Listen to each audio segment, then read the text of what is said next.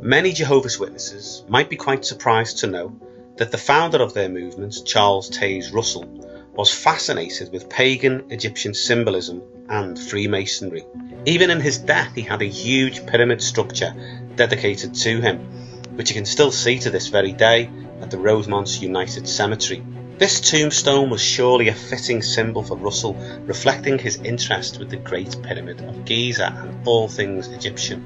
Even on the front cover of some of the editions of Studies in the Scriptures, we find this Egyptian symbol of the sun god Ra, and inside we find a pull-out diagram of the Great Pyramid of Giza with its measurements and chronology.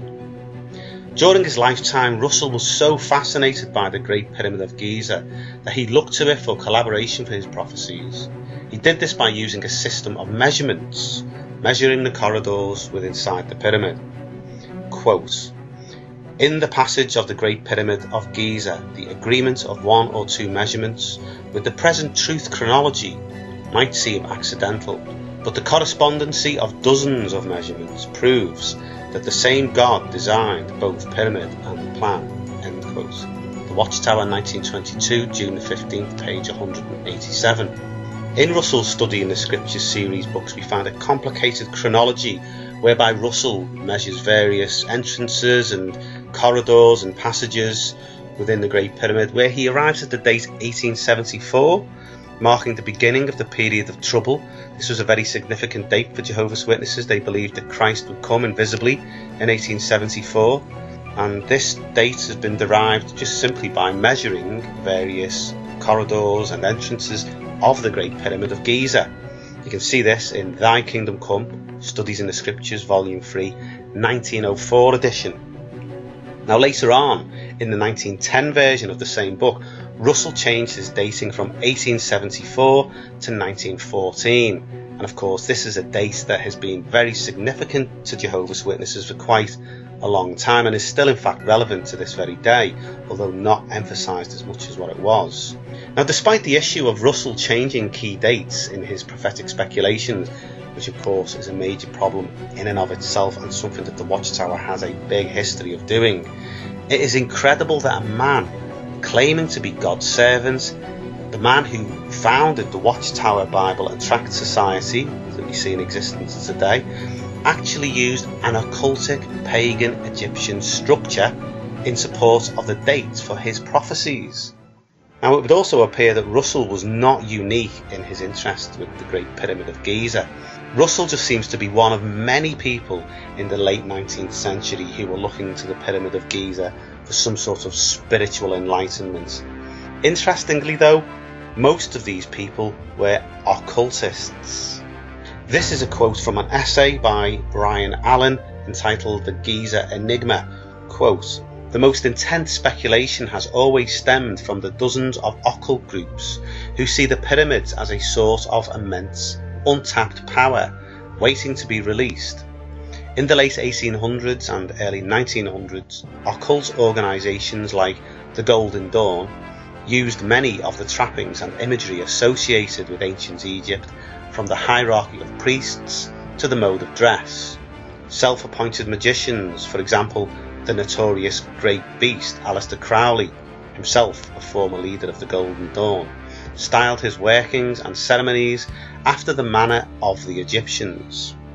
In his biography, Crowley tells of spending a night meditating in the king's chamber of the Great Pyramid alone with his wife." End quote.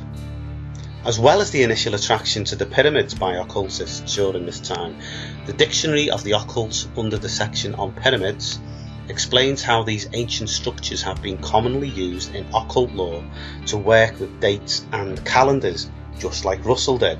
Quote, "The remains of four-sided stone structures of ancient Egypt and of the pre-Columbian cultures of Central America and Mexico used as ceremonial structures and as burial chambers. In occult law, they were also used for initiation into the mysteries for calendric and astronomical purposes, and as repositories or transformers of spiritual energy. It is alleged that the polyhedral geometry of the pyramid generates supernatural powers.